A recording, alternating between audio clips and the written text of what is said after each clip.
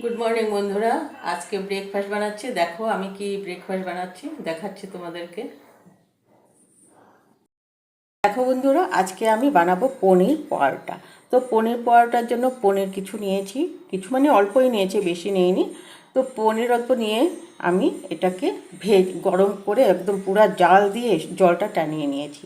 জলটা টানার পরে তারপরে আমি একটু চিনি দিয়েছি। চিনি দিয়ে ওটাকে একটু ভালো করে মানে জাল দিয়ে একদম ঝুরঝুরা করে জাল দিয়ে জলটা পুরা মানে টানিয়ে নিয়ে তারপরে আমি এটাকে মিক্সিতে গুঁড়ো করে নিয়েছে, ঠান্ডা করে তারপর মিক্সিতে গুঁড়ো করে নিয়েছি। দেখো কি সুন্দর হয়েছে, একদম ঝুরঝুরা। তো আমি আজকে পনির দিয়ে পরোটা বানাবো, তোমাদেরকে দেখাচ্ছি কীরকম করে পরোটা বানাবো। তো দেখো, এইদিকে আটা মেখে রেখেছি। আটা আটা মেখে লিচি বানিয়ে রেখেছি। এখন আমি এই আটা দিয়ে রুটি পরোটা বানাবো, দেখাবো তোমাদেরকে কী করে বানাচ্ছি।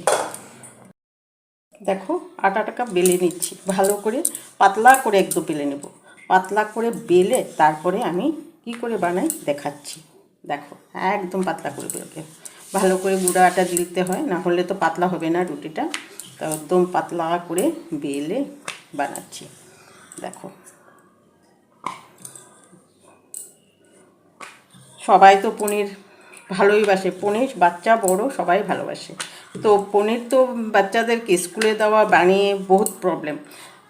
তার জন্য দেখো, এরকম করে যদি তোমরা টিফিনও বাচ্চাদেরকে দাও, বাচ্চারাও খেয়ে ভালোবাসবে। তো আমার ছেলেমেয়েরা তো ভালোই বাসে, তো তোমাদের আশা করি ভালো লাগবে। এই ভিডিওটা দেখে তোমরাও বানিয়েও দেখবে, বাচ্চারা খেয়ে খুব পাবে। তো দেখো, হয়ে গেছে আমার আটাটা বেলা। তো প্রথমে আমি সাইডে একটু জল দিয়ে দেবো। জল দিয়ে দিচ্ছি কারণ কি, আটাটা যাতে মানে পনিরটা যাতে বের না হয়, যার জন্য একটু জল দিয়ে ভিজিয়ে নিচ্ছি। তখনই সুন্দর হয়ে সাইডে রুটিটা ভালো হয়ে লেগে থাকবে। তো এখন আমি দিয়ে দিচ্ছি পনির। দেখো, একটু পনির দিয়ে দিচ্ছি। পনির দিয়ে ভালো করে এটাকে সুন্দর করে দিয়ে নিতে হবে। পনির একটু পনিরটা বেশি দিলে ভালো লাগবে খেতে। বাচ্চারা তো খুবই ভালোবাসে পনির, বলতে বাচ্চা বড় সবাই ভালোবাসে। পনিরটা খাওয়াও ভালো, তো টিফিনের জন্য এগুলো খুবই ভালো। আমি আমার ছেলে মেয়েদেরকেও দিয়ে দিই টিফিনে। দেখো এরকম করে, দেখো এরকম করে দিয়ে দিলাম। এখন আমি তার উল্টা পাশে আর দেবো না, আমি দিয়েছি আর দেবো না। এখন এটা এরকম করে একটু বেলবো, ভালো করে পাতলা করে একটু বেলে নেব, তারপরে আমি ভাজবো। দেখো, তোমরাও তো জানো এরকম করে আটা রাখলে সুবিধা হয়।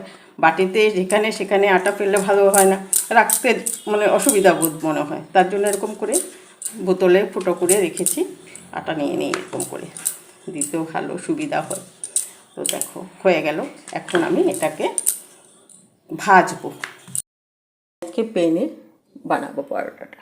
পেনে গরম হয়ে গেছে, দিয়ে দিলাম। এখন আমি উল্টা পাল্টা করে ভেজে তোমাদেরকে দেখাবো। দেখো বন্ধুরা, আমার পনির পরোটা হয়ে গেছে। দেখো পরোটাটা কি সুন্দর হয়েছে। তোমরা বানাবে, খেয়ে দেখবে, আর বাচ্চাদেরকে অবশ্যই দিবে টিফিন, বাচ্চারা খুব ভালোবাসবে খেতে। তো এই ভিডিওটা যদি ভালো লাগে লাইক করো, সাবস্ক্রাইব করো।